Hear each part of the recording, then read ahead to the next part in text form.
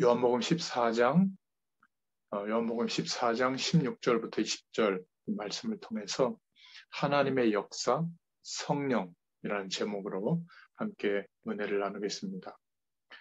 지금 우리가 살고 있는 이 시대에는 두 종류의 사람이 이 시대를 움직이고 있죠. 그 중간지대는 없는 것 같아요. 사단에게 완전히 사로잡혀 있는 자냐, 아니면 성령에 사로잡힌 자냐. 이 두 종류의 사람이 이 시대를 움직이고 있는 것 같습니다. 우리가 성령의 충만을 못 누리고 그 능력으로 살아가지 못한다면 사단에 사로잡혀 있는 사람들이 결국 이 시대를 장악하고 많은 영향력을 주겠죠. 그것이 좋은 것이라면 우리도 뭐 돕고 협력해야 되지만 그 영향력 때문에 그 사람들이 장악하고 있는 배경 때문에 나중에 이 시대와 또 우리 후대들에게까지 더 문제가 오기 때문에 그것은 정말 우리가 문제로 보는 거죠. 그래서 우리에게 이런저런 일을 하나님이 요구하시는 것 같지만 한 가지를 사실 하나님이 우리에게 체험하게 하시고 또 증인이 되도록 그렇게 하시는 줄로 믿습니다. 우리 자신의 입장에서도 많은 기도 제목이 있겠지만 좀 그런 내용들을 좀 멈추고 하나님 알고 계십니다. 어떻게 하면 성령께 사로잡힐 수 있을까? 여기에 대해서 분명한 좀 기도 제목과 응답을 받을 수 있기를 축원드립니다. 어떻게 하면 성령 하나님께 사로잡힐 수 있을까? 이렇게 해야 될까? 저렇게 해야 될까? 뭐 많은 얘기를 할 수 있겠습니다만은 가장 하나님의 말씀에 중요한 약속이 성령 충만에 대한 약속이거든요. 그것은 믿고 구하는 자에게 허락해 주신다고 하셨습니다. 성령 충만, 이것이 주님께서 우리에게 약속하시고 또 우리의 모든 인생의 과정을 통해서 그리스도를 믿게 하시고 그 믿음의 고백을 따라 성령의 충만을 체험하게 되고 그 은혜 속에서 살아가도록 하나님 그렇게 약속해 주셨습니다. 그런데 사실상 그렇게 믿고 있지 않고 돈이 필요합니다. 건강이 필요합니다. 자녀가 잘 됐으면 좋겠습니다.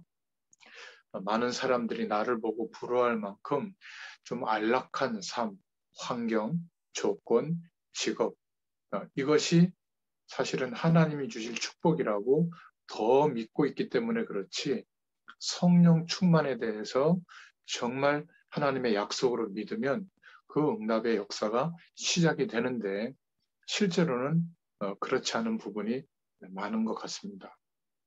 예수님께서는 이 성령 충만에 대해서 오직이라는 단어까지도 붙였죠.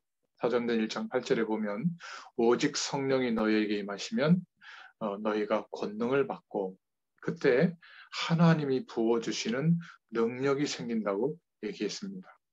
우리가 지금 세상의 권세 아래서 출생해서 살아가고 있기 때문에 이 세상의 배경이 거대해 보이지만은 그것과 전혀 견딜 수 없는 엄청난 하나님의 능력으로 살아가는, 이건 어떤 불건전 신비주의에서 말하는 특별한 기적, 특별한 에너지, 막 내가 노력하지 않았는데도 뭔가 뚝 떨어지는 그런 응답, 물론 그럴 수 있겠지만은 그런 우리가 측량할 수 있는 내용이 아니라 상상할 수 있는 내용이 아니라 하나님만 약속하시고 그 약속의 축복을 주실 수 있는 그 응답인데 마치 물을 떠나 있는 물고기가 물속에 들어갔을 때 맛보게 되는 그 생명력이죠.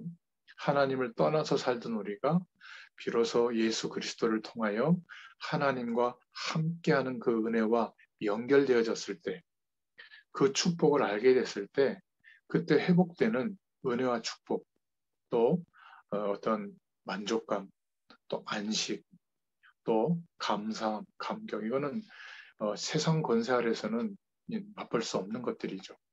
그 축복을 매일 경험하고 있다. 분명히 다른 시작이 될 겁니다. 그래서 어느 정도 하나님의 능력이 우리에게 충만하게 임하고 또 나타나냐 하니까 땅끝까지 증인될 만큼 하나님께서 성령으로 역사하시겠다 약속해 주셨죠. 그래서 성경에 보면 시대시대의 중요한 하나님이 그 시대를 살리셨던 하나님의 사람, 뭐 렘넌트라는 표현을 쓰기도 하고 남겨진 자 이런 표현을 쓰기도 하는데 그런 렘넌트 7명들이 전부 성령의 충만한 사로잡힌 그런 영적 서밋의 축복을 다 누렸습니다. 우리는 복음을 정확하게 알고 있고 구원받은 하나님의 자녀이기 때문에 당연히 이 축복을 받을 자격이 있는 겁니다. 그래서 정말 성령 충만을 체험한 그런 사람들이 지금 성경에 보면 뭐 많이 있습니다만은 몇 사람을 예를 들어 보면 창세기 41장 38절에 하나님의 영에 감동된 사람 요셉에 대해서 이렇게 말하고 있죠. 정말 하나님, 성령 하나님을 체험한 사람입니다. 또 사무엘상 16장 13절에도 보니까 사무엘이 기름 뿔병을 가져다가 다윗에게 붓는데 여호와의 영이 크게 감동되니라. 이렇게 성경은 말하고 있고요. 사도행전 7장 55절에도 스데반이 성령이 충만하여 하나님의 영광과 예수께서 하늘 보좌 우편에 서서 보고 계신 것을 봤다. 이렇게 말씀하고 있죠. 또 에스겔서 37장 1절부터 10절에도 보면 여호와께서 권능으로 내게 임재하시고 천사가 서로 화답하며 하나님께 영광 돌려드리는 그 모습을 보면서 문지방의 터가 요동하며 성전에 연기가 충만하더라. 하나님의 어떤 임재하심과 역사하심을 연기가 충만하다 이렇게 표현한 내용이 나옵니다. 에스겔은 이 축복을 정말 경험했거든요. 또 이사야서 6장 1절부터 13절에 보니까 동일한 그런 지금 말씀드린 내용이 이사야서 6장의 내용이고요. 에스겔서 37장 1절부터 10절에 에스겔은 여호와께서 권능으로 내게 임재하시고 뭐 이런 표현이 나옵니다. 전부 성령의 역사하심과 하나님의 능력을 체험한 사람들 이렇게 성경은 그 나름대로 하나님의 역사하심을 기록을 했습니다. 다니엘서 10장 10절부터 20절에도 보니까 천사가 임한 다니엘에게 하나님의 권능이 임해서 그 시대에 다니엘이 총리로 되어 있을 때 큰 전쟁이 그 고대 건동국과 일어날 환상을 보고 어떻게 인도받을지를 지혜를 공급받는 그런 장면이 나오기도 하고요. 또 사도행전 1장 4절부터 8절에 보니까 오직 성령이 너에게 임하시면 권능을 받고 땅끝까지 증인될 것이라고 하는 약속을 붙잡고 14절에 마음을 같이하여 오로지 성령 충만을 기대하면서 기도에 힘쓰는 내용도 나오죠. 그래서 사도행전 2장 1절에 보면 초대교회는 약속한 그 절기 오순절 날에 성령의 충만함이 각자에게 임하는 그 역사를 체험하게 되고 이때부터 초대교회는 죽음이나 질병이나 경제적 어려움이나 국가의 힘을 동원해서 핍박을 할지라도 막 멸망시키려고 하는 그런 적극적인 핍박의 상황 앞에서도 오히려 숫자가 줄어들거나 완전히 이렇게 실패하거나 그렇지 않고 300년이라는 시간이 지났을 때는 그런 강한 세상의 권세를 가진 사람들이 볼 때에도 이거는 우리가 인정해야 되겠다 싶어서 국교로 인정할 만큼 성령의 역사는 대단했고요. 거기에서부터 시작되어진 성령의 역사가 오순절의 성령의 역사가 이제는 역사의 시간을 넘어서 2000년의 시간이 지날 때까지 사그러들지 않고 오늘 우리에게까지도 역사하고 있는 원동력이 된 줄로 믿습니다. 이것은 우리 인생의 문제를 해결해 주는 정도의 축복으로 끝나지 않고 우리도 똑같이 성령의 충만을 경험하도록 하나님이 역사하셔서 성령의 역사하심을 따라 우리의 인생이 나아가도록 하나님께서 은혜를 베풀어 주실 줄로 있습니다. 그래서 오늘 하나님의 역사, 우리가 세상의 권세 아래서 태어나서 살아왔기 때문에 그 인생관으로 하나님의 일도 생각하면 언제쯤 하나님이 내게 경제 축복을 줘서 언제쯤 사업이 커지게 해서 언제쯤 막 일확천금과 같은 어떤 대단한 힘과 능력이 생겨서 조직과 사람의 힘을 가지고 많은 사람들에게 혜택을 주면서 하나님의 영광을 드러낼까 이렇게 생각하는데요. 하나님은 우리의 도움이 필요한 분이 아닙니다. 스스로 계시는 분이시고 무에서도 유를 창조하실 수 있는 분이십니다. 땅끝까지 이 복음이 증거되어지도록 하나님은 완벽하게 준비해 놓으셨는데 그 준비해 놓으신 축복, 하늘 보좌의 축복과 빛의 경제와 또 하나님이 준비하신 각 나라와 시대와 현장에 흩어놓으신 하나님이 준비한 사람들이 만나지고 하나님의 역사로 일어나는 그 축복은 성령의 역사를 체험한 사람이 갔을 때, 증인으로 섰을 때 하나님은 당신의 일을 이루십니다. 그런 면에서 전도와 선교는 부담이거나 막 이렇게 뭔가 해야 되는데 못해서 미안한 마음을 갖거나 그런 것이 아닙니다. 내 인생 전체를 다 그 일에, 그 방향에 쏟아부어도 아깝지 않을 성령의 역사를 경험한 사람들은 일평생 그 길로 가게 되어져 있어요. 전도는 뭐냐? 우리가 복음의 증인으로서 하나님의 말씀을 전달해 보면 하나님께서 성령의 역사를 체험할 수 있도록 은혜를 주시는 사람들이 있거든요. 그 사람들을 찾고 세워서 함께 하나님이 인도하시는 방향으로 나아가는 것이 전도운동입니다. 그런 면에서 우리가 설득하기도 어렵고 막 어떤 대단한 훈련을 통해서 만들어지는 것도 아니고 하나님의 역사하심과 그 응답은 지금도 이 시대에 성령의 어떤 방법으로 하나님의 역사는 성령께서 진행하고 계시는데 성령 하나님의 역사하심을 보고 순종하면서 나아갈 수 있는 그 사람들이 세워졌을 때 하나님의 작정해 놓으신 일들은 시작됩니다.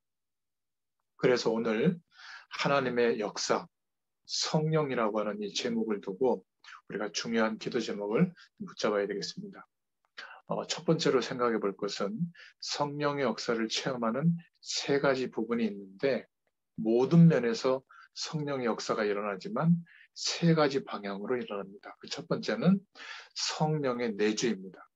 성령 하나님이 영으로 구원받은 영원한 생명을 얻은 우리 안에 함께 하십니다. 거하시죠.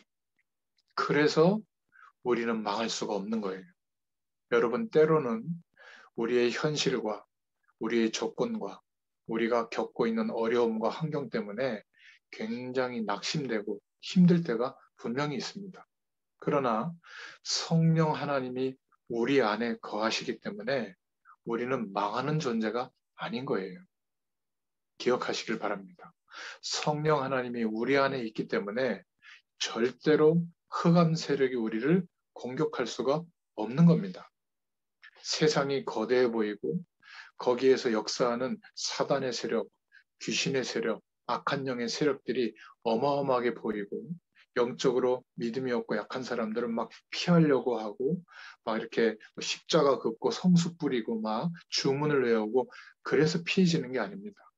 성령께서 성령 하나님 영으로 우리 안에 내주하고 계시기 때문에 함께 하시기 때문에 이 사실을 기억하고 믿는 사람에게는 사단이 속이지도 못해요. 흑암 세력이 절대로 우리를 공격할 수가 없는 겁니다.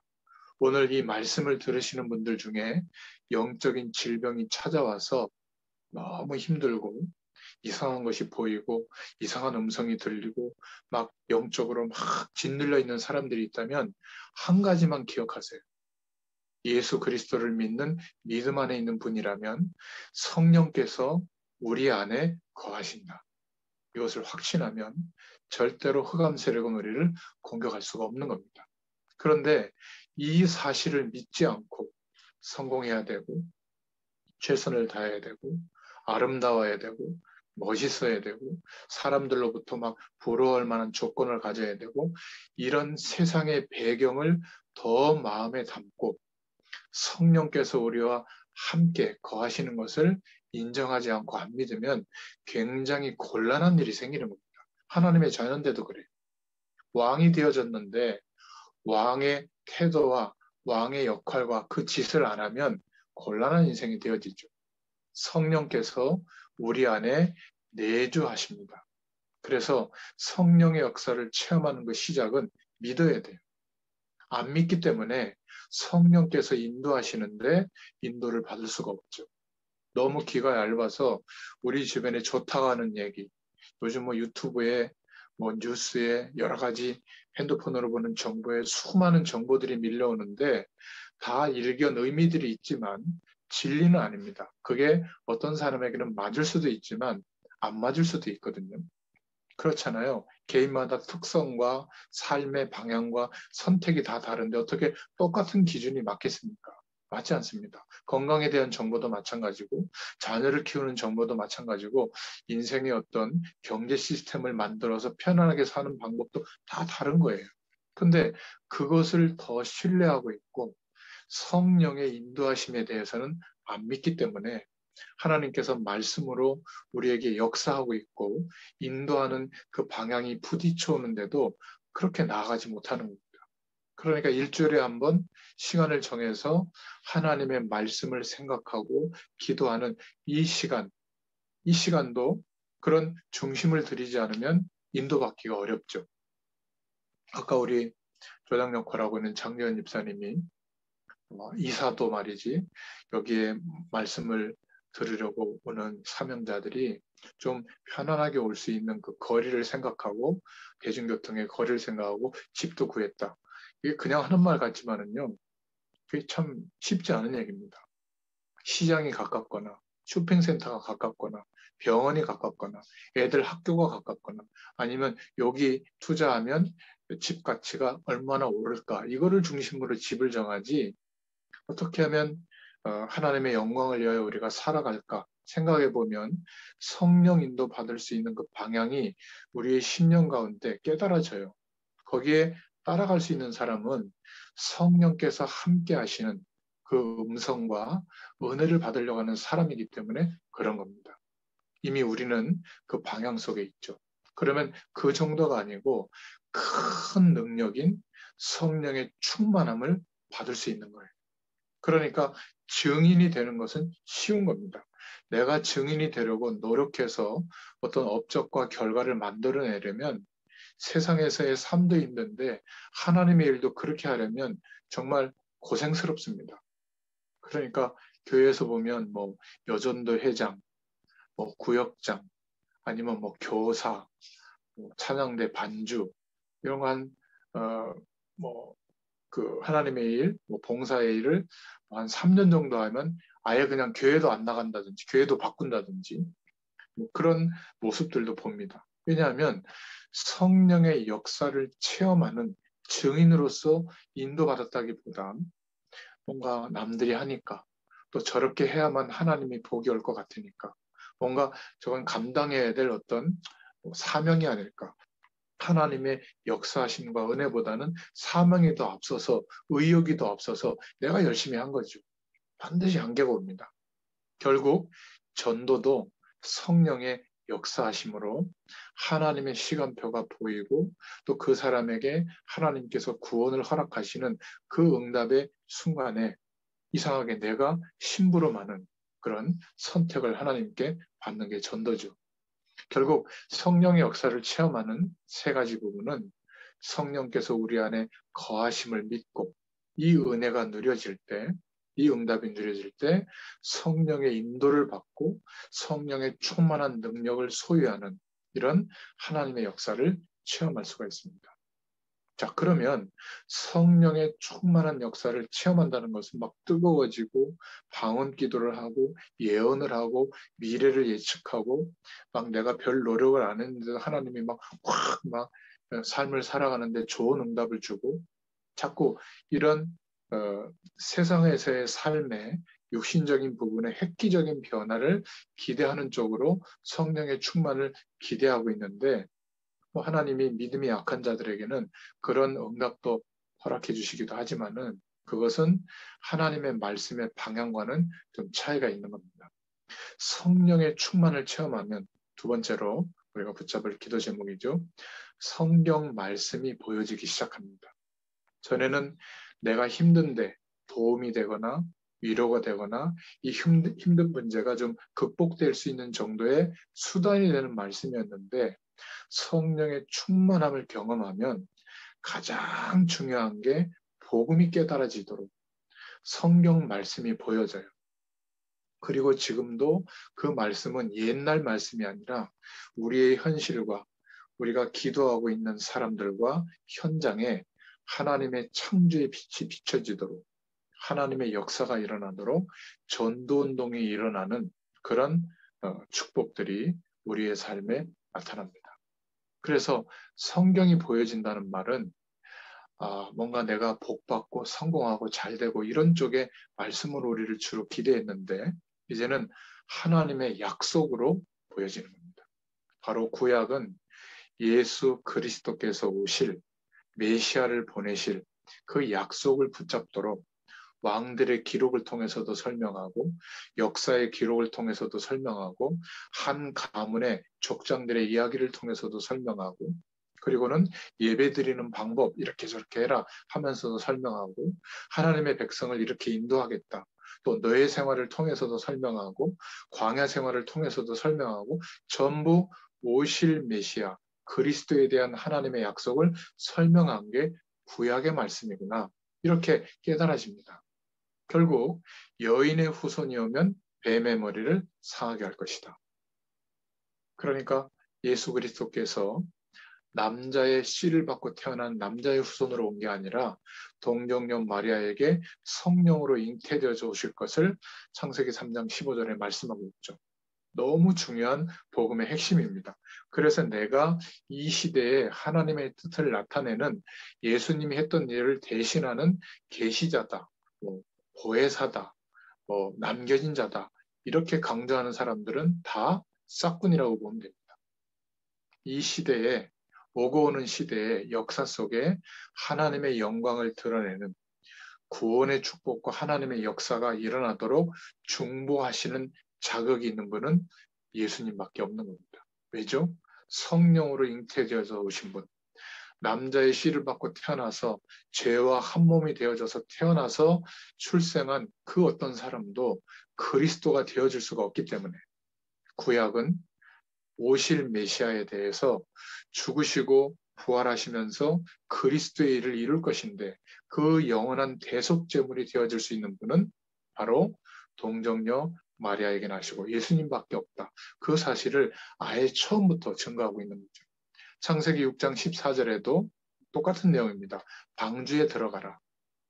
방주에 들어간다고 하는 것은 하나님을 떠난 인생들이 겪고 있는 그 세상에서 번성한 것 같지만 하나님을 인정하지 않는 그 세상을 하나님이 가장 타락한 것으로 보고 심판할 때 오히려 홍수 심판에서 사람들은 다 심판을 받고 멸망을 당하는데 그 홍수 심판 가운데 살아나는 길, 생명이 보존되는 길은 방주 안에 들어오는 것이다. 이것을 말하는 거죠. 그 방주는 뭐죠?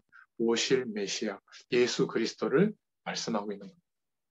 아무리 얘기해도 아무리 하나님의 말씀보다는 세상의 권세 아래 놓인 배경을 더 의지하고 있기 때문에 또 어려움들이 들이닥치죠.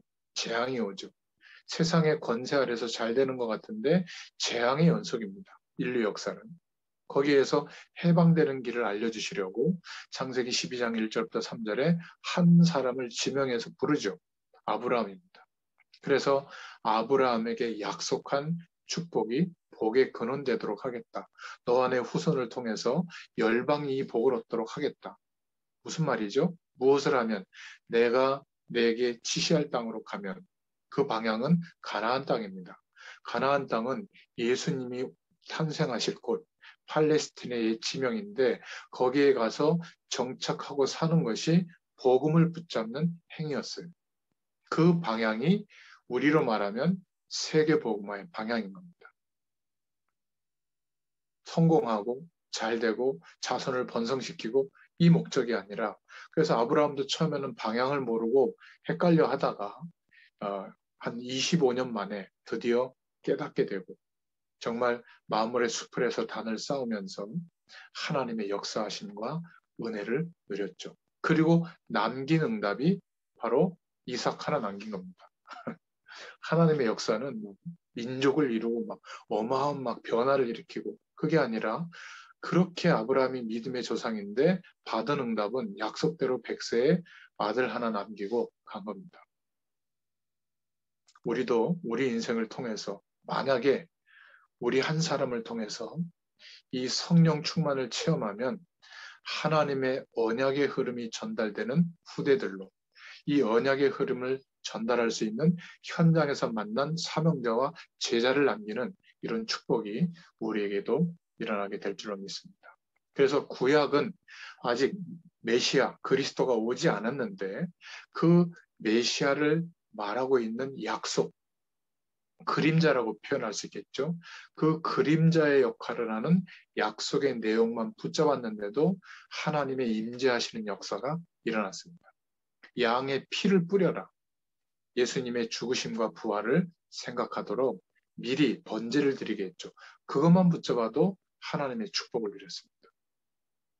그죠? 희년, 안식일을 지켜라, 제사 드리는 방법, 전부 그리스도를 말하고 있는 내용인데 우리는 굉장히 작은 단위의 말씀을 해석하면서 이것을 하면 복을 주고 이것을 안 하면 저주가 오고 하나님이 복을 막 뺏어가고, 이렇게 율법적으로 말씀을 이해해버리면 복음의 역사가 일어날 수가 없어요. 왜냐하면 믿는 대로 되어지는 것이거든요. 모든 하나님의 율법은 그 율법의 내용을 우리가 지킬 수 없다는 것을 깨닫게 해주는 거거든요. 하나님의 말씀대로 살 수 있습니까? 못 살아요. 기도 열심히 하고 예배 잘 드리고 하나님의 뜻대로 살고 그러고 싶은데 안 됩니다. 세상의 권세를 거절하고 하나님의 은혜 속에서만 살고 싶잖아요. 안 돼요. 안 된다고 인정하고 예수 그리스도를 의지해야 돼요. 믿으면 성령께서 도와주십니다. 그런데 된다고 생각하고 조금 노력한 사람들은 노력 안 하고 있는 사람들을 정죄하고 판단하거든요. 도덕적으로나 율법적으로 판단합니다. 그러면 하나님의 판단을 그 사람이 더 크게 받아요. 왜냐하면 그 모든 우리의 노력과 행위로 안 되기 때문에 예수 그리스도를 믿는 믿음의 방법을 주셨거든요. 신앙생활은 믿음의 방법이에요. 열심히 노력하는 게 아닙니다. 그 노력은 성령의 도우심으로 내가 지금 되어지는 은혜 속에 들어온 거예요. 그것도 은혜예요. 아직 못하고 있는 사람은 아직 그 힘과 능력이 공급되지 않고 있는 겁니다. 그러면 어떻게 이 사람이 스스로 그리스도를 믿는 믿음 안에서 하나님의 역사 속으로 들어갈 수 있도록 믿음의 방법을 알려줘야 되거든요. 그것을 또, 야, 너 기도 수첩해. 너 성경 몇 장 읽어. 너 새벽 기도해. 왜 안 했어? 그렇게 하고 싶어도 안 됩니다. 참 이게 참 어떤 면에서는 경험해 본 사람은, 믿음의 방법을 경험해 본 사람은 설명하기가 쉬운데 경험해 보지 못한 사람은 여전히 어려운 신앙의 내용이 되는 겁니다. 그러니까 너무 쉽게 얘기할 수 있는 거죠. 건강은 누가 책임지죠? 하나님께서. 그러면 의사의 도움과 약이 필요 없다는 말입니까? 아니에요. 아무리 의학적 지식과 의사의 도움과 영양제와 운동하는 방법을 알고 실천을 해도 우리의 인생에 살아가는 동안에 건강을 하나님이 축복하지 않으면 그렇게 노력하는데도 건강할 수 없다니까요. 좀 극단적인 비유지만 그런 건강의 지식이 별로 없고 그런 노력도 하지 못하고 살아가는데 하나님이 우리를 건강하도록 축복하잖아요. 그럼 건강합니다. 그러니까 상식의 영역에서 우리가 열심히 하는 그것 때문에 우리의 건강이 유지되는 게 아니라는 생각을 빨리 하셔야 돼요. 그래야 해방됩니다. 그러면 좋은 건강식품, 좋은 건강의 지식은 따라가지만 묶이지 않는다니까요. 못할 수도 있고 그렇게 안 해도 되는 겁니다. 바쁜데 어떻게 그걸 다 하겠어요? 못합니다. 그러나 하는 만큼 하나님이 건강을 축복하는 사람은 건강에 복이 오죠. 공부도 마찬가지고 경제활동도 마찬가지입니다. 세상과 담을 쌓고 불교 이론처럼 어디 산속에 들어가서 성경만 보고 기도만 하고 있다. 그것은 성경이 가르쳐주고 있는 방향이 아닙니다. 우리를 세상 가운데 두시고 세상의 권세와 배경에 따라가는 사람이 아니라 다른 배경을 누리고 다른 방법으로 살 수 있는 인생의 답을 하나님이 주시는데 그 모든 내용을 설명하는 단어가 하나님의 역사예요. 성령의 역사. 이것이 무엇인지를 오늘 알도록 하나님께서 은혜를 주실 줄로 믿습니다. 그래서 그 내용을 아는 사람들에게는 하나님의 역사가 일어나는 겁니다. 그래서 신약, 예수 그리스도를 중심으로 새로운 약속이 주어졌죠. 구약의 그림자의 약속이 아니라 이제는 예수님이 하신 말씀, 예수님이 하신 사역, 그 내용을 보고 기록했던 복음서들, 또 그 내용을 전했을 때 일어났던 성령의 역사, 서신서들, 이 내용이 신약 성경인데요. 복음의 약속이 이루어진 겁니다. 마태복음 1장 21절부터 23절에 이제 예수님이 그리스도로 오셨죠. 구약의 성막을 만들게 하고 하나님의 말씀과 빛과 생명이 되는 그 축복을 누릴 수 있는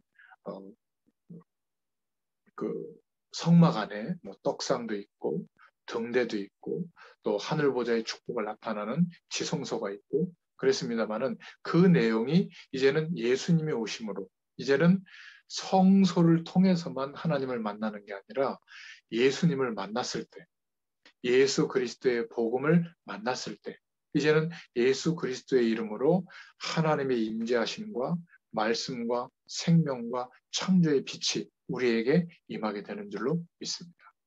그래서 우리는 지금 예수 그리스도 안에 회복되어진 하나님의 역사를 누리고 있는 증인으로 살아가는 겁니다.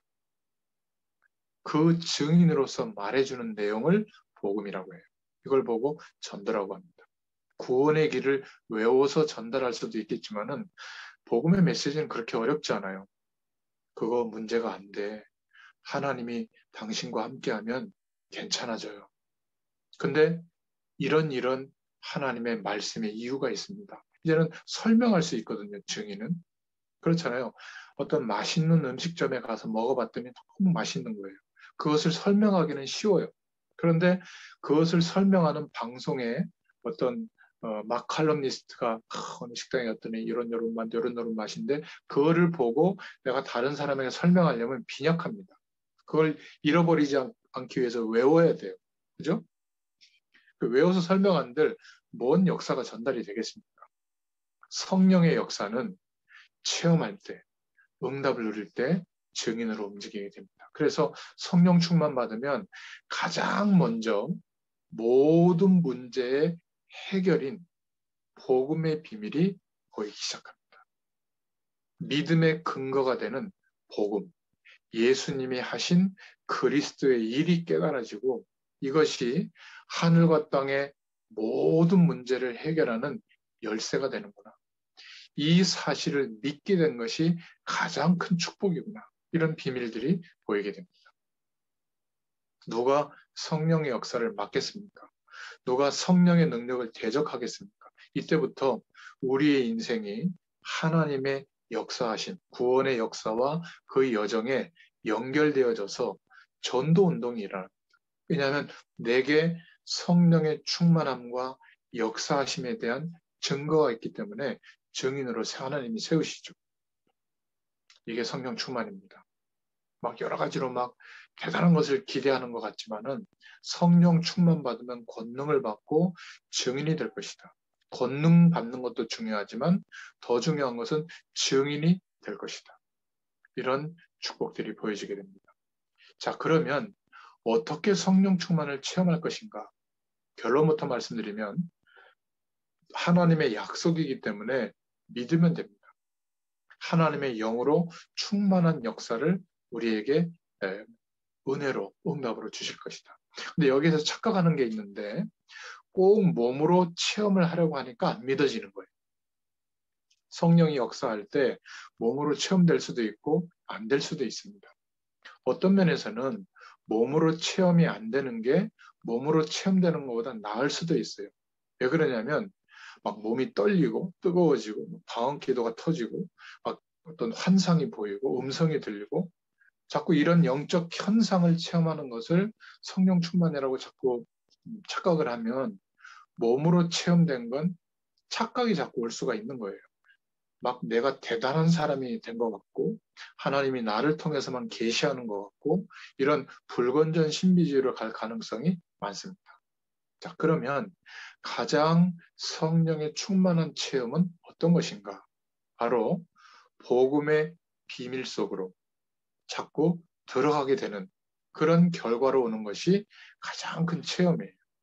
하나님의 말씀을 보는데도 이 복음이 얼마나 위대한지, 하나님의 약속이 전부인 것을 알게 되고요. 그리고 삶의 내용과 세상의 배경을 쳐다보면서도 저기에는 답이 없다는 것을 자꾸 깨닫게 되는 이런 결과가 오게 되는 것이 가장 큰 체험이에요. 두 번째는 내가 누가 시켜서가 아니라 스스로 가장 좋은 응답 속으로 들어가게 되죠. 말씀 속으로 또 전도운동 속으로 들어가게 됩니다. 자원해서 들어가게 돼요. 이거보다 더 좋은 체험이 없죠. 아, 말씀드리니까 좋다. 하나님이 은혜 받으니까 좋다. 좀 뭔가 복음을 깨닫게 해주셔서 감사하다. 이걸로 끝나는 게 아니라 자꾸 하나님의 말씀의 축복과 전도 운동 속으로 자꾸 들어가는 이런 체험이 오게 됩니다. 더 중요한 것은 우리에게만 주신 권세, 하나님 자녀에게만 주신 권세, 능력의 기도 속으로 들어가게 됩니다. 그러니까 일부러라도 시간을 정해놓고 정시로 이 기도의 축복을 누리게 되고요. 성삼위 하나님과 연결되어지는 은혜를 누립니다. 사실 어느 날부터 24시간 살아가는데 하나님이 나와 함께 하시는 것이 특별한 신앙 행위를 하지 않아도 24시간 이제 경험될 때가 와요. 그때부터는 믿음의 굴곡이 없습니다. 낙심될 일도 별로 없고요. 잠깐 그런 상황이 돼도 금방 영적으로 회복이 되어지고 충만도 굉장히 지속이 됩니다. 또 집중할 때는 하나님의 능력이 정말로 나타나고 역사하죠. 이게 바로 성령 충만입니다. 그래서 몸에 꼭 체험이 와야 된다고 강조하는 단체나 그런 교회나 그런 목회자들도 있는데 몸의 체험이 올 수도 있고 안 올 수도 있습니다. 어떤 교단에서는 꼭 방언 받아야 된다고 하는데 방언이 올 수도 있고 안 올 수도 있습니다. 성령 충만 받으면 굉장한 지혜, 지적인 은사가 오고 분별력이 생기는 사람도 있습니다. 또 어떤 사람은 성령 충만 받아지니까 신유의 어떤 능력이 나타나서 어려움을 당하는 환자들 이런 사람들에게 찾아가서 기도해 주는데 병이 낫기도 합니다. 성령 충만의 역사는 각각 다른 형태로 나타날 수도 있는데 어떤 면에서 한 가지만 전부라고 자꾸 가르치는 것, 그것은 성령 충만을 굉장히 편협하게 이해한 거죠.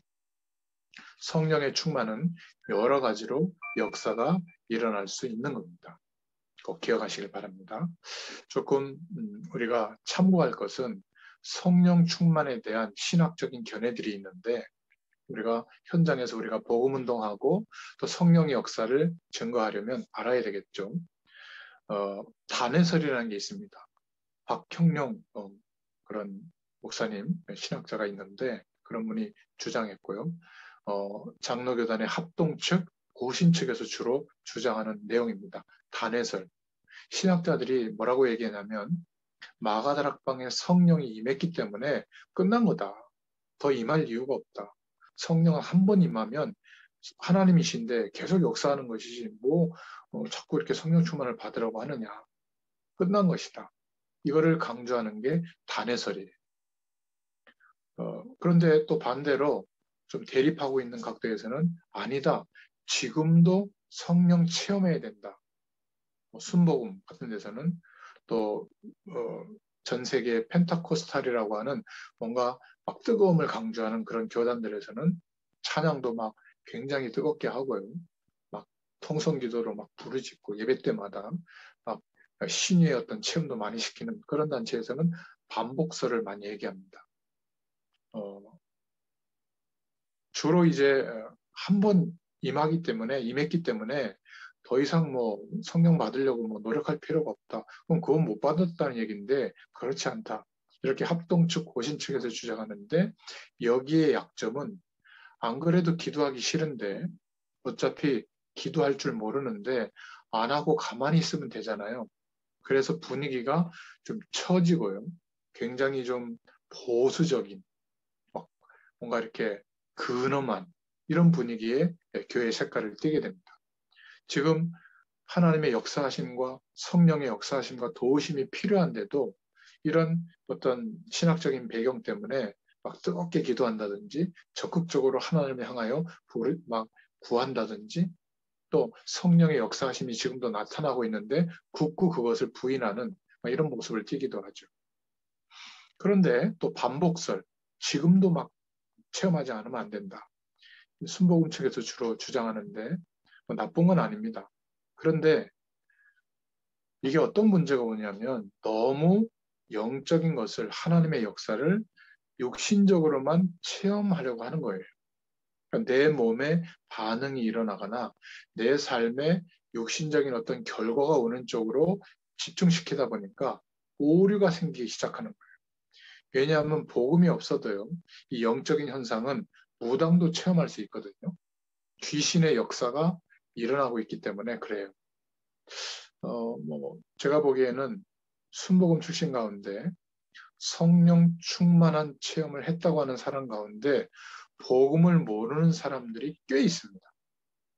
복음의 내용이 뭔지도 모르고 막 뜨거워지고 방언하고 막 여러 가지 기적을 체험했다고 하는데 몇 년 지나고 보면 오히려 삶에 더 큰 재앙이 임하는 것도 많이 봅니다. 그러니까 이건 보통 문제가 아닌 거죠. 옛날부터 이 두 가지 이론은 계속 논쟁을 해왔고 서로 옳다라고 막 주장하고 싸우기도 했습니다. 외국에서도 영국에서는 존 스타트 같은 그 유명한 분이 있는데 이분은 단회설을 주장하고 있고요. 또 바빙크 같은 사람들은 반복설을 주장합니다. 그런데 우리는 어떻게 이거를 받아야 되겠느냐 생각해야 되겠느냐 복잡하게 생각할 필요 없이 성령의 역사하심은 영원하다. 영속설. 이 부분에 대해서 우리가 좀 기도 제목을 가져야죠. 구원받는 순간에 생명이 회복된 순간에 하나님의 성령께서 우리와 함께 하시죠. 그러나 우리가 죄된 곳에 세상의 배경과 또 뭔가 죄를 범하고 있는 그곳에 성령의 역사하심이 동일하게 나타날 수가 없는 거죠. 그래서 우리는 은혜의 생활, 또 하나님의 말씀을 붙잡고 예수 그리스도를 의지해서 하나님을 바라보는 그 축복의 시간을 꼭 가져야 됩니다. 그리고 성령의 도우심을 구하는 충만하게 역사하심을 구하는 이 시간이 꼭 우리에게 있어야 되죠. 이것보다 더 행복한 시간은 없는 겁니다. 그러니까 복잡하게 생각할 필요 없이 하루에 한 번 이상 적어도 성령의 충만한 은혜의 축복을 경험하고 누리는 성삼의 하나님과 우리의 인생이 만나는 이 시간이 없으면 세상 권세 아래 끌려다닙니다. 세상의 것이 더 커 보일 수밖에 없죠. 나이 들면 힘이 있다는 게 안 보여지고요. 굉장히 무기력하게 보이고 영적인 힘을 다 잃어버리고 그냥 끌려다니는 그런 인생을 살게 되죠. 여러분, 이 영적인 힘을 구하고 얻으시기를 바랍니다. 나는 좀 몸이 안 좋다고 하는 사람은 그냥 기도하지 말고 천천히 호흡을 하면서 기도하면 굉장히 큰 영적인 은혜와 축복이 임하게 될 줄로 믿습니다. 목사님, 저는 그렇게 하고 싶은데 잘 안 돼요. 맞아요. 잘 안 됩니다. 그래서 하나님은 우리에게 약속하신 축복이 있는데 결론적으로 성령에 사로잡히는 이 은혜를 누리려면 이해해야 될 게 있습니다.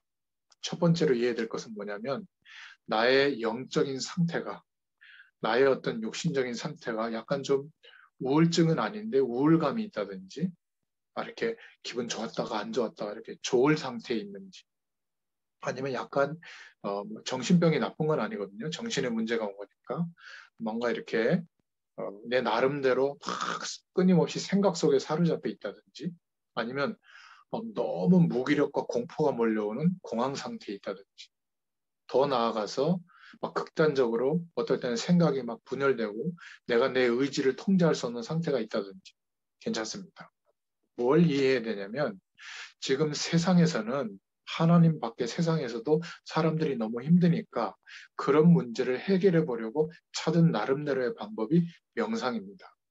그 명상은 뭐냐면 나의 상태, 그래서 내 나름대로 세상에서 말하고 있는 그 내용이 아니라 나의 세계를 찾도록 도와주는 집중하는 방법이 명상이거든요.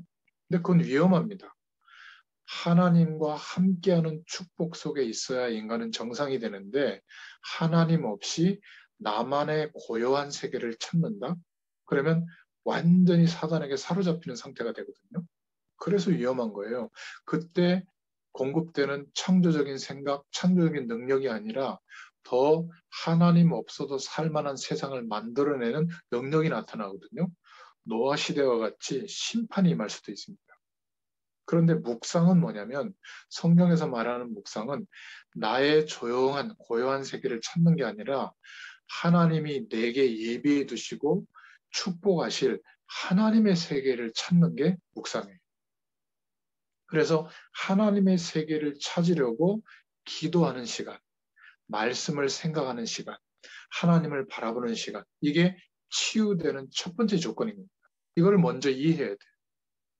그리고 의사와 세상의 방법과 이런 것들은 치료하는데 뭔가 약간 삶을 개선시키고 바꾸는데 도움은 됩니다. 그걸 고치는 거라고 볼 수 있는데 우리의 인생을 회복되고 살리는 것은 좀 다른 문제. 그러니까 급하니까 약도 먹고 하는 거죠.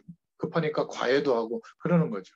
그러나 우리가 누군가를 도와줄 때 그 사람의 인생을 근본적으로 살릴 수 있는 답을 우리가 알고 전달해 줘야 됩니다. 자, 그러려면 적어도 5가지 하나님의 능력으로 집중할 수 있는 도움을 줄 수 있어야 돼요. 우리도 마찬가지고. 그럴 때 정말 치유가 일어나는데 첫 번째는 제가 여러분들에게 늘 강조하는 말씀에 집중해 보는 시간. 이거는요, 말씀이 깨달아지고 믿어지고 은혜되는 것도 있지만 내가 태어나서 죄와 한 몸이 되어져서 세상의 배경이 전부인 것처럼 살아왔던 내 생각이 있거든요. 아무리 우리 자녀를 하나님이 책임진다, 믿어라 이렇게 얘기를 해도요. 그거보다는 성적이 올라가고 좋은 대학 가고 좋은 사람 만나서 결혼하고 좋은 직장 갖는 게 더 커 보입니다. 왜냐하면 그렇게 생각이 각인되어져 있고 뿌리 내려져 있거든요. 하나님께 기도하는 것도 그것도 잘 되도록 하는 거지. 우리 아이가 좀 인생의 문제를 겪고 어떤 선택에서 조금 열악한 조건 속에 놓일지라도 하나님을 알고 하나님의 축복을 누릴 수 있다면 이게 더 큰 축복이다. 그렇게 생각 안 한다니까. 그래서 생각이 치유되려면 노력으로 안 됩니다. 하나님의 말씀을 묵상하는 시간, 집중하는 시간이 반드시 있어야 됩니다. 그러면 나는 그냥 그렇게 하고 있는데 내 생각을 바꾸려고 한 게 아니라 말씀에 집중하는 묵상의 시간을 좀 갖고 있는데 그래서 말씀을 듣고 생각만 하지 말고 깨달아지는 생각을 글로 적어보라고 했죠. 그것도 완성된 문장으로. 그래야 생각이 치유됩니다. 아, 건강은 하나님이 책임지는 게 맞구나. 자녀의 행복은 하나님이 이 자녀를 책임진다는 것을 이 자녀가 알도록 만들어주는 게 맞구나. 이렇게 생각이 치유되는 겁니다. 우리의 경제는 많아야 복이 되는 게 아니라 작은 수입과 작은 경제의 내용이지만 하나님이 축복하면 경제 때문에 불행한 게 아니라 오히려 이 작게 갖고 있지만 축복이 될 수 있구나. 이게 경험하게 돼요. 그래야 많은 경제 활동을 하고 그 수입이 있어도 그것 때문에 사람이 이상해지지 않고 없을 때처럼 심령이 가난한 상태로 인도받게 되는 거죠. 생각이 치유되는 시간이 없이 성령의 충만을 받는다? 불가능한 겁니다. 그것은 그러다 보니까 쉽게 자꾸 영적인 현상을 몸으로 체험하려는 쪽으로 국한되는 거예요. 두 번째 집중은 말씀으로 조금 묵상하고 생각할 때 우리의 생각이 치유되면서 하나님을 바라볼 수 있는 선택을 하게 돼요. 기도 제목을 가지고 기도할 수도 있지만 없어도 됩니다. 하나님의 진짜 약속을 붙잡고 기도하게 되거든요. 성령의 충만함을 주십시오. 하나님의 은혜를 부어주십시오. 세상의 배경이 시시함을 알게 해주십시오. 이렇게 근본적으로 성삼위 하나님과 연결되어지면서 기도에 집중하게 될 때 어떻게 되는 줄 아세요? 우리의 마음이 치유됩니다. 내가 내일부터 일어나서 운동할 거야. 내가 내일부터 이렇게 살아야 돼. 이건 생각이거든요. 근데 그 다음날 일어나서 그렇게 행동하는 사람은 마음이 생각과 하나 되어 있는 사람이에요. 마음과 생각이 떨어져 있기 때문에 우리가 생각한 대로 우리의 인생과 선택과 결정이 따라가지 않는 거거든요. 그래서 하나님을 향하여 집중하는 기도의 시간이 있어야 조금씩 마음이 치유되는 겁니다. 그래야 할 수 있게 돼요. 생각이 치유돼도요. 상한 마음의 심령이 치유되지 않으면 똑같은 조건과 상황 속에 놓이게 되면 생각이 옛날로 돌아갑니다. 아, 돈이 없어서 그렇구나. 아, 이거 운동 안 해서 그렇구나. 아, 자녀가 공부 못해서 그렇구나. 아, 사람을 잘못 만나서 그렇구나. 아니에요. 마음이 치유되면 그런 조건 속에 또 놓일지라도 흔들리지 않게 됩니다.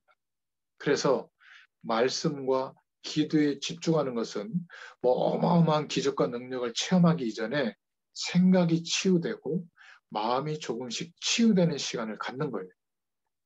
그래야 우리의 마음과 생각의 지배를 받는 우리의 육체, 우리가 결정해서 형성되는 우리의 삶의 환경, 어떤 삶의 내용들, 여러 가지 일어나는 문제와 사건들, 즉 우리의 마음과 생각과 우리의 몸이 하나가 됩니다. 이게 굉장히 중요한 응답이에요. 다 따로따로거든요. 따로따로인데 사명까지 또 따로 감당하려고 하니까 지치는 거예요. 잠깐 불타올랐다가 식어지면 완전히 불신자처럼 사는 겁니다. 나빠서가 아니라 마음과 생각과 몸이 하나가 되어지는데 이게 목적이 아닙니다. 내 마음과 생각과 몸이 하나가 되기 위해서 말씀에 좀 집중하고 기도에 좀 집중하는 겁니다. 자, 그러면 어떻게 되냐면 내 마음과 생각과 몸이 하나님의 말씀을 인정하게 돼요. 믿게 돼요. 이러면요, 창조의 능력이 나타납니다. 우리의 삶에. 자, 이러니까 어떻게 되죠? 돈보다, 성공보다, 세상의 어마어마한 배경보다 하나님이 함께하는 것이 더 중요하구나라고 우리의 뇌에 각인이 됩니다. 이 각인이 된다는 것을 보고 말씀에 뿌리 내려졌다. 복음으로 인생이 결론되어졌다. 결론이 내려졌다. 이렇게 표현하는 겁니다. born again은 이때부터 되는 거죠. 다시 거듭나서 새로운 인생이 시작되는 겁니다. 여기까지 기도가 가야 돼요. 근데 대부분 이런저런 문제를 두고 하나님께 하소연하다가 끝나는 정도거든요. 그 하소연하는 문제가 해결되면 응답이라고 생각하고 기도도 마칩니다. 아니에요. 그런 기도는 해도 되지만 안 해도 됩니다. 하나님 다 알고 계시는데요. 더 중요한 것은 내 마음과 생각과 몸이 하나가 되어져서 성령 하나님과 만나는 겁니다. 그리고 성삼위 하나님의 역사와 만나는 겁니다. 하나님이 말씀으로 지금 가르쳐주고 있는 그 방향과 내 생각, 마음과 인생, 몸이 하나가 되어져서 집중할 수 있을 때 지금도 우리 인생을 통해서 하나님의 능력이 나타나서 세계 복음화할 수 있는 역사가 진행되는 거예요. 자, 그러면 어떻게 되죠? 전혀 상상할 수 없는 일이 일어나는데 하늘 보좌의 축복과 시공간을 초월하는 역사가 나의 삶에 나타납니다. 그걸 보고 우리의 영혼 속에 내 마음과 생각과 몸이 하나 되어져서 성삼의 하나님과 연결되어지는 축복이 경험되거든요. 그러니까 그것을 표현하다 보니까 막 기적, 막 어떤 뭐 방언, 막 어떤 병이 막 암이 낫는다. 막 갑자기 막 이렇게 막 어마어마한 경제 축복을 받는다. 이렇게 좀 육신적으로만 표현해서 그렇지 뭐 틀린 얘기는 아닌데 우리의 영혼 속에 각인이 되고 뿌리 내려지기 때문에 그 사람들을 통해서 하나님은 하나님의 역사를 지금도 나타내시는 거예요. 근데 굳이 그 사람으로 우리를 부르셨는데 그리스도 안에 부르셨는데 아 나는 아니에요. 나는 그릇이 작아서 아니고, 나는 목회자가 아니라서 아니고, 나는 아직도 경제적으로 축복 못 받아서 아니고, 나는 지식의 수준이 낮아서 아니고, 나는 나는 상관없으니까 그냥 요 정도 복만 주세요. 이래야 될 것 같습니까? 아니에요. 하나님은 예수 그리스도의 복음을 믿게 하시고 허락한 사람들에게는 전부 하나님의 역사가 일어나도록, 성령의 역사가 일어나도록 이 은혜를 알려주시는 거예요. 그래서 이런 어마어마한 축복을 두고 우리가 지금 병들어 있는 겁니다.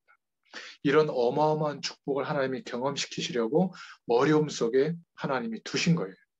이런 엄청난 축복을 하나님이 알게 하시려고 자녀 문제를 주신 겁니다.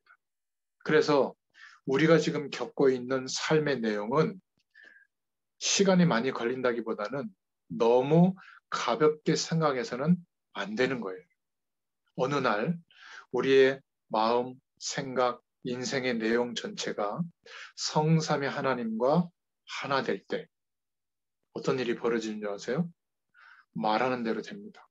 기도하는 대로 응답이 오고, 우리가 기도하는 것 이상으로 하나님이 예비해 두셨던 하나님의 주권적인 역사가 일어나게 됩니다. 자, 그것을 경험하면 어떤 고백을 하게 될까요? 찬양하게 되는 겁니다. 저는 여러분들 중에 특히 문화권 속에 또 클래식 음악을 전공한 여러분들 중에 이 은혜와 감격을 표현할 수 있는 연주자들이 나오면 그 한 사람의 연주를 듣잖아요. 모든 역사가 일어납니다. 말로, 언어로만 전달하는 것보다 언어는 한계가 있는데 이 음악이라고 하는 장르는, 또 예술이라고 하는 장르는 이런 엄청난 축복이 나타나는 힘도 동원되어지는 거예요. 그래서 음악과 합쳐진 그 뒤에 것이 폭발이 일어나는 기능이 있거든요. 이 성령의 역사가 우리가 가지고 있는 인생의 달란트와 합쳐지면 폭발이 일어나는데 그 능력은 아무도 상상할 수가 없어요. 그게 바로 우리의 인생인 겁니다.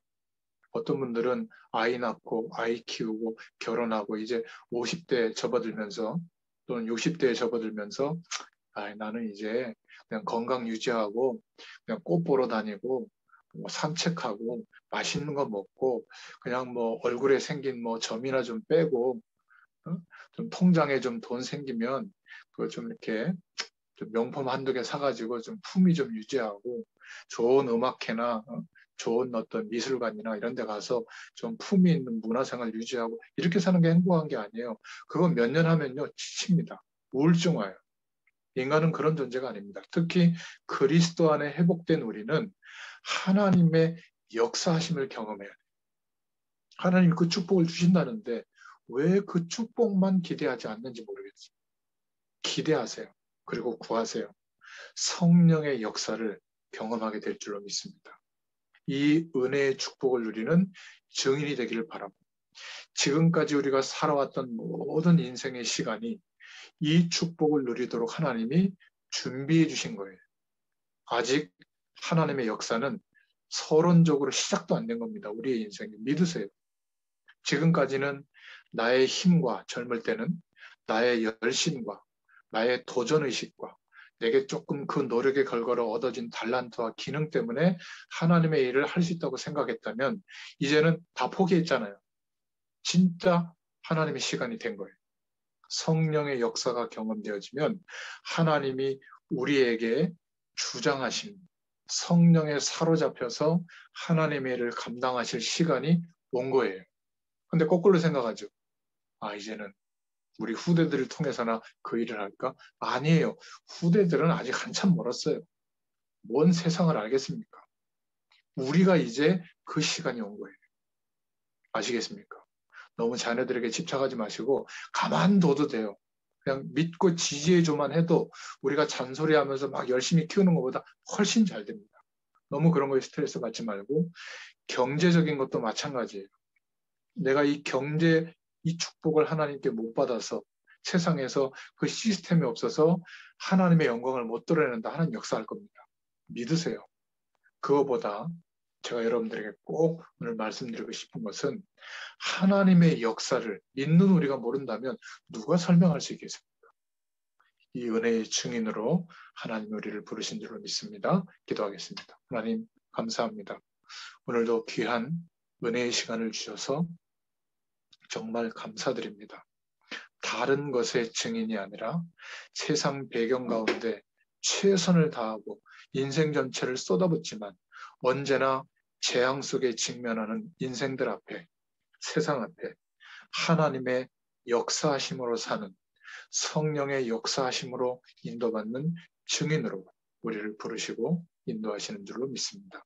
또 한 주간 동안 말씀의 성취가 우리의 모든 삶 가운데, 우리의 현장 가운데 있게 하여 주옵소서. 예수님의 이름으로 감사하며 기도드렸습니다. 아멘. 감사합니다. 감사합니다.